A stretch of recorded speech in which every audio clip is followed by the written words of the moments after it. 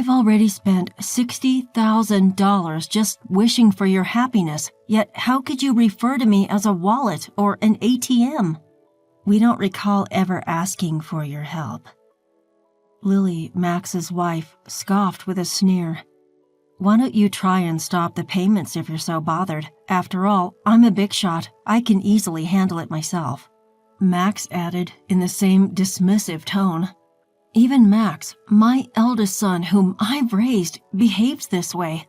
After forcing me to cover the cost of a $20,000 engagement party and then a $40,000 wedding, they have the audacity to treat me like this. They only see me as a cash cow. I must have made a mistake raising my son. I'll never let them push me around again." "I've heard you loud and clear. Are you sure about that? You know we won't let you see your grandchild, right?" Max threatened. "You don't have to. I'd be more than happy to stop the payments."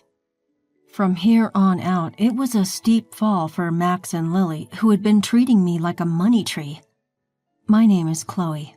I'm 56 years old. I've been struggling alone ever since my husband passed away 12 years ago.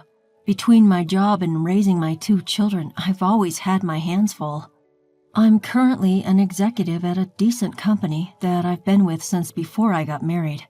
To the outside world, I guess you could call me a career woman. The children, who were high schoolers when my husband died, have now graduated college and are working, so I'm a bit relieved.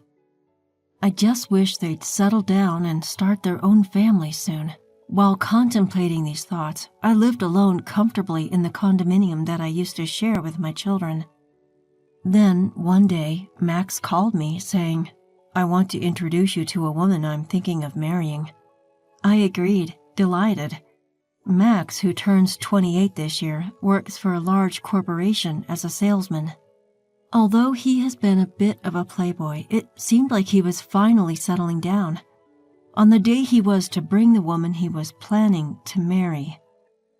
"Mom, long time no see. This is my fiancée, Lily."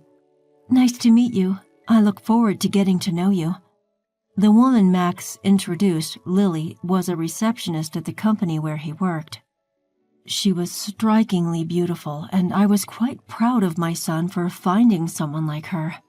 "Oh, congratulations to you both. I'm here to support your happiness." My face beamed as our conversation flowed. Eventually, the topic of the engagement party came up. "We're planning to have an engagement party soon. I need to start preparations then. Mom, could you cover the $20,000 cost for the engagement party?" I was taken aback. I thought the average cost was around $10,000. However, seeing their happy faces, I couldn't refuse and agreed. Of course, it's a happy occasion. Later, my eldest daughter, Mia, came to visit. "Mia, how's work going?" "The deadline was yesterday. I'm managing well, so don't worry." Mia is a manga artist. While she hasn't had a big hit yet, she has had her own series and manages to make a living. She's always been good at drawing and loves manga, so it might be the perfect job for her. By the way, Mom, Max is getting married, isn't he? Yes, he came by the other day with his fiancée, Lily, to introduce her, and they've asked for $20,000 for the engagement party. Wow, $20,000 is a hefty sum for sure. It's not like that. But apparently they're going to split it for their wedding funds and to send gifts of gratitude. Is that how it works? And so, on the day of the engagement party, I gave them the promised $20,000. Both Lily and her parents looked delighted. "We'll use this to start our new life together," they said, putting away the $20,000. There were no gifts of gratitude that I expected, but I reminded myself that this is what engagement parties are like. As long as they could have a happy marriage, it was okay.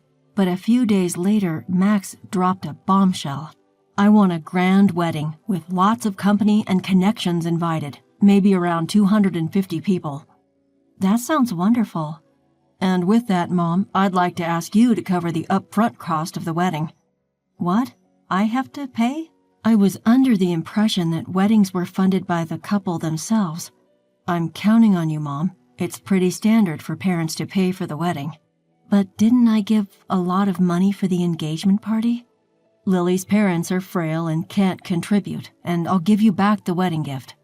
Reluctantly, I opened the bill Max had brought. To my shock, the amount was $40,000. The idea of this much upfront cost made my head spin. How large a wedding were they planning? Wait a minute, isn't this a bit too much?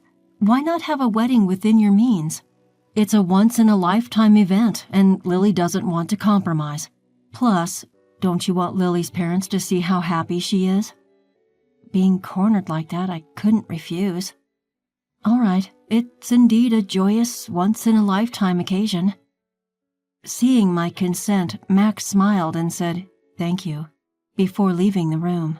Later, I transferred the upfront cost of $40,000 to the wedding venue. It was hard to use the money I had been saving for my retirement, but I told myself it was for my child's happiness. Then, 2 months later, on the wedding day, the wedding venue was more luxurious than I had expected. Mia and I had arrived early in the morning to change into our dresses and get our hair done. When I was about to knock on the bride and groom's dressing room door, I overheard their conversation. "I can't believe we're able to have such a lavish wedding thanks to Mom." "Absolutely, and she gave us $20,000 for the engagement party. I even managed to buy a new bag. What a great wallet." "More like an ATM. Let's keep withdrawing from it." "Max, that's mean." Stunned, Mia and I continued to listen.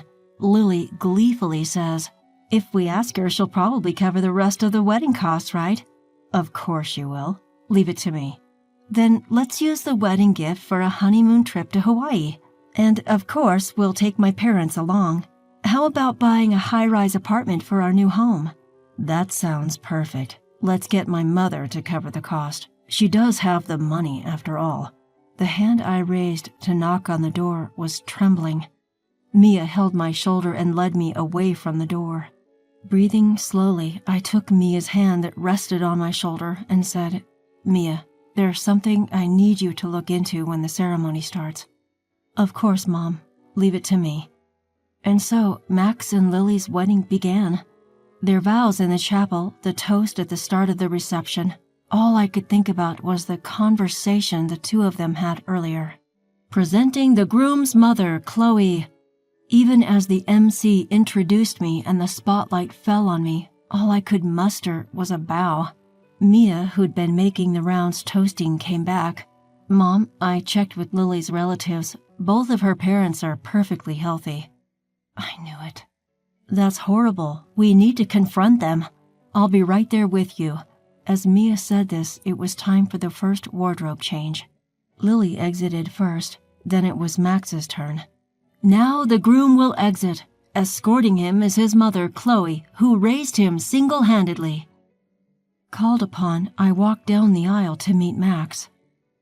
A little tipsy, Max was in high spirits, announcing to the MC's microphone, "This is my amazing mom." Keeping a straight face, I walked beside Max, exited the hall, and headed straight to the dressing room. Mia was there, and she spoke to Max. "Max, there's something I need to ask you." "What is it, sis? Make it quick. I need to change and get back." Max replied curtly as he undressed. "I heard the conversation in the dressing room earlier. How could you talk about Mom like that?" "Huh? You were listening? Well, whatever." As we were taken aback by Max's attitude, Lily, who had already changed into her dress, came in. "Mother-in-law and sister-in-law, what's going on?" Mia pounced. "Lily, we found out that your parents are healthy. They both have good jobs. Why are you making our mom pay for everything? What's going on?" What is this? Some kind of sister-in-law bullying? Scary." Lily dramatically recoiled. My patience snapped at her mocking attitude.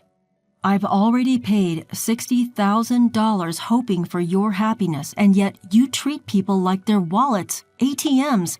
What kind of language is that?"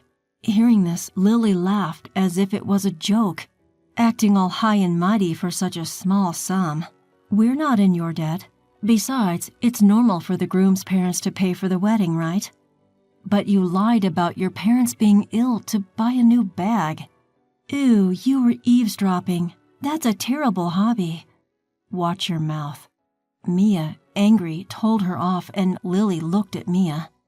"I don't want to be told off by an older sister who's still single at 30 doing some weird job as a manga artist. It's because you're such a nerd that you can't get married." "That's right. You're hopeless when it comes to marriage, sis. Mom, if you want to see your grandkids, don't speak rudely to us." Mia was stunned, speechless. "How dare you speak to Mia like that?" I tried to scold them, but Max laughed and responded, "If you're going to talk like that, try stopping the payments. After all, I'm an elite. I can easily handle it. Well, it'll be a shame to lose the cash cow." I had paid $20,000 for the engagement party and $40,000 for the wedding, and this is how they repay me? No gratitude, only this cruelty. I must have gone wrong somewhere in raising my son. I've had enough. I won't be manipulated by them anymore. I've heard all you have to say. Are you sure about that? If you don't listen to us, you won't see your grandchild, you know. Max threatened, but I firmly responded, "That's fine. You don't need to bring them over. I'll gladly stop the payments." Max and Lily just stared at me, stunned. "I'm severing our ties here. I wish you all the best." With that, I took Mia's hand and we left the venue. The joyous noise of the reception was still audible as we departed. A month later, as Mia and I were enjoying some tea at home, the intercom rang with a shrill tone. "Oh, Mom, it's Max. What should we do?" "Let him in, dear." Max, whom I hadn't seen in a month, looked remarkably worn and tired. "Why the sudden visit, Max?" "Mom, you must have received the bill for the wedding venue by now. Why haven't you paid?" "Huh? Oh, the bill for the remaining balance? It was $45,000, right? It arrived, but I have no obligation to pay it." "Don't be like that. In the end, we didn't receive many wedding gifts and couldn't pay the bill, so now we're in debt." At that, Mia laughed and commented, "From what I overheard at the wedding, it seems you two have quite a bad reputation. You, Max, have been throwing your weight around at work, doing haphazard jobs, and Lily, you've been putting down other women, flaunting your looks and marriage. I can see why people wouldn't want to give wedding gifts to people like you. Hey, sis, stay out of this." I let out a sigh. "You two, it's not just me you haven't been considerate of, it's everyone around you. The wedding expenses are your own doing. Please pay them yourselves." Max pleaded desperately. "Mom, I'm in a bind here. Lily can't control her spending, and even her parents have started to take advantage of me." Lily's love of money isn't exactly a new revelation, Max. Plus, having seen Lily, I can easily imagine her parents behaving the same way. Please, Mom, think about helping us. Give us some money." To Max, who was begging, I sternly replied, "You were the one who said, 'I'm an elite, it'll be a piece of cake,' and told me to stop making payments, weren't you? And didn't you say that we were severing our ties? I have no obligation to give you any more money." "Mom, don't call me Mom. I don't want to be called that by someone who has only ever seen me as a cash cow.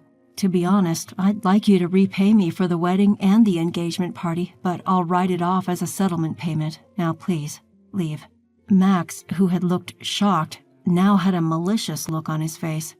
"Hey, are you really okay with this, Mom? Cutting ties with us like that? How will you spend your old age without a husband? Don't you want to see your grandchild?" Before I could respond, Mia intervened. "Don't worry about that. I will be by Mom's side. And what can an unsuccessful comic artist like you do? You can't even have children. Shut up." Max was frothing at the mouth with anger. "Ah, so scary. Sure, you mock me as a failed manga artist or an otaku, yet my manga was among the top-selling shoujo manga this year. Did you know it's set to be turned into an anime and movie next year? Safe to say, I'm in a much better financial state than you and your debts." And with that, Mia revealed her successful career. At this point, Max noticed something. "Hey, sis, that thing." "This? Oh, you noticed?" "Yes, that's what's happening." Mia flashed the ring on her left ring finger. "I'm getting married to my editor. He's a big shot at a major publishing house, a real high flyer, so we can take care of Mom. We don't need you. Anyway, we never intended to have our children care for us. Thanks, Mia. We're having a wedding, but we'll handle everything ourselves. We'll invite Mom, Max, but you don't need to come." To a stunned Max, I said, "Did you get it now? Never bother us again." Together with Mia, we steadily pushed Max towards the front door. "Please, Mom. And you too, sis." "Ah!" Something came to mind. "What? Are you going to give us money?" Upon hearing this, Max turned around with a happy look. To him, I said, "That director at your wedding? Turns out I didn't know, but he's a client of my company. It seems your hiring and all your undeserved privileges were out of consideration for me. I told them to stop that, though." "What? I didn't hear about this." "Stop it, please. Handle it on your own now. Goodbye." Mia and I pushed Max outside and firmly locked the door. Max was making a fuss outside, but after ignoring him for a while, it became quiet. A year passed since then. Right after that incident, I sold the house to avoid Max and Lily's visit and bought an apartment with elderly services for my old age. According to a neighbor from my condo, Max and Lily showed up and created a scene asking, "Why isn't she here?" Hence, I believe my decision was the right one. As for Max and Lily, they abandoned their dream of a luxury high-rise apartment and now live in a cramped space. Max, it seems, was demoted after his actions were reviewed. Perhaps hurt from falling from his elite status, Max worsened his attitude towards others. It's surprising he's not fired yet. Lily, who quit her job upon marriage, continued to splurge for a while, but their funds quickly ran out. Even with their debts, Lily's luxurious habits did not change, and her parents continued to demand money. Apparently, they quarrel daily. I hope the two learn the hardship of earning money and appreciate the people around them and grow up. Though that might be too much to ask from them. I still maintain a good relationship with Mia. Mia's husband is a good man who treats me well, and they are expecting a baby. I plan to spoil my lovely daughter and grandchild, and looking forward to it keeps me working every day.